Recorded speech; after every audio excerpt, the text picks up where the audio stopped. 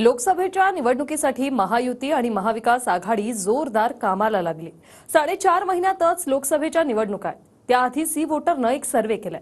या सर्वेत महाविकास आघाडी मुसंडी मारेल अशी शक्यता वर्तवण्यात आली आहे। पाहूया।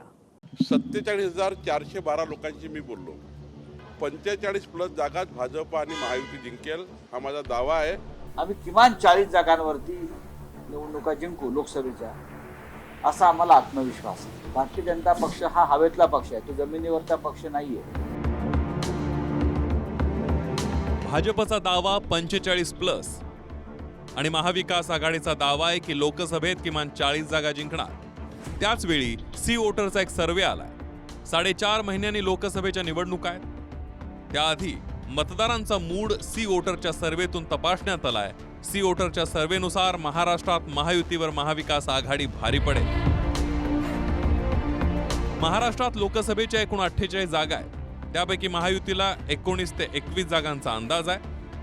महाविकास आघाडीला 26 ते 28 जागा दाखवण्यात आल्या, तर इतरांना 0 ते 2 जागांचं भाकीत आहे। म्हणजे सर्व्हेमध्ये महाविकास आघाडीला अधिक जागा मिळतील असा अंदाज वर्तवण्यात आला। हे सर्वे सगळे मध्य प्रदेशातले आमच्या बाजूला होते, छत्तीसगडचे होते।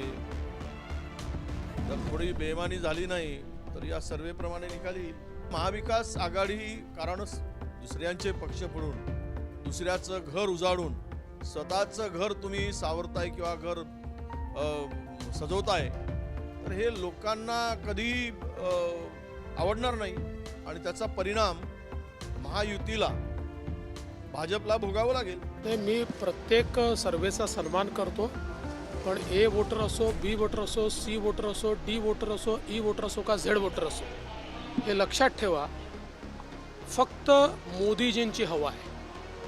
जनतेने ठरवून टाकलेलं आहे मोदीजींनाच वोट द्यायचे। त्यामुळे लोकसभेमध्ये आम्ही 40च्या पार जाणार म्हणजे जाणारच। आता मतांची टक्केवारी पाहिली तर महायुतीला 37% मतं आणि महाविकास आघाडीला 41% मतं मिळतील असं दाखवण्यात आलंय, तर इतरांनाही तब्बल 22% मतांचा अंदाज आहे।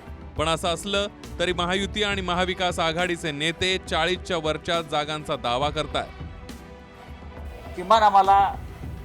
आम्ही किमान 40 जागांवरती निवडणुका जिंकू लोकसभेच्या, असा आम्हाला आत्मविश्वास आहे। भारतीय जनता पक्ष हा हवेतला पक्ष आहे, तो जमिनीवरचा पक्ष नाहीये। जे पक्ष 2 कुबड्यांवरती उभे आहेत, मिंदे आणि अजित पवार, त्यांनी 45 जागा जिंकण्याची भाषा करावी हास्यास्पद आहे। त्यांनी सर्वे केलेला असला तरी देखील आम्ही तिन्ही पक्ष मिळून महायुती केलेली, आम्ही त्याची काळजी घेऊ आणि अजूनही आमच्या हातात काही काळ आहे। त्याच्यामध्ये कुठं आणखीन कसं वातावरण हे महायुतीच्या बाजूला झुकेल अशा प्रकारचा प्रयत्न मनापासून आम्हाला। महाराष्ट्रातली राजकीय परिस्थिती पूर्णपणे बदलली आहे। शिवसेना आणि राष्ट्रवादी सारखे 2 मोठे पक्ष फुटलेत। उद्धव ठाकरे महाविकास आघाडी सोबत तर एकनाथ शिंदे भाजप सोबत आलेत। शरद पवार काँग्रेस आणि उद्धव ठाकरेंच्या शिवसेनेसोबत आहेत, तर अजित पवार भाजप सोबत असून मोदीच पंतप्रधान होतील असा विश्वास व्यक्त करतायत। त्याचवेळी लक्ष असेल ते वंचित प्रमुख प्रकाश आंबेडकर यांच्याकडे। आंबेडकरांची उद्धव ठाकरेंसोबत युती असली तरी त्यांना अद्याप महाविकास आघाडीमध्ये स्थान मिळालेलं नाहीये। त्यामुळे एकतर त्वरित फैसला करा, नाहीतर सर्व 48 जागा लढणार असा इशारा आंबेडकरांनी दिलाच आहे। त्याचवेळी उद्धव ठाकरेंसोबत 50-50 म्हणजेच 24-24 जागांचा फॉर्म्युला कसा ठरलेला होता याचाही गौप्यस्फोट केला। मी जसं म्हटलं की मला हार्ड निर्णय त्या ठिकाणी घ्यावे लागतील।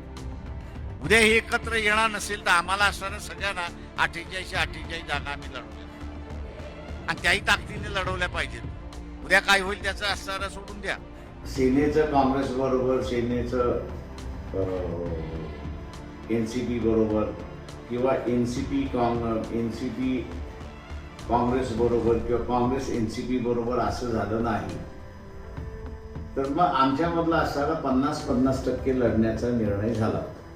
म्हणजे 48च्या 24 जागा आम्ही लढणार, 24 जागा ते लढणार। हे एक मोगम अंडरस्टँडिंग ज्याला आपण म्हणतो, हे मोगम अंडरस्टँडिंग आमचं झालेलं आहे।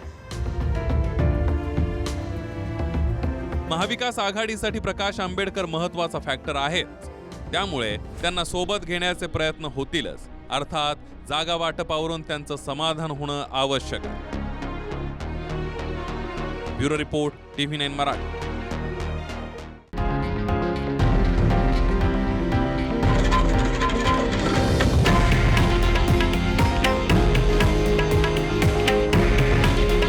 हे आहे देशातील नंबर 1 न्यूज नेटवर्क आणि आपण पाहत आहात TV9 मराठी.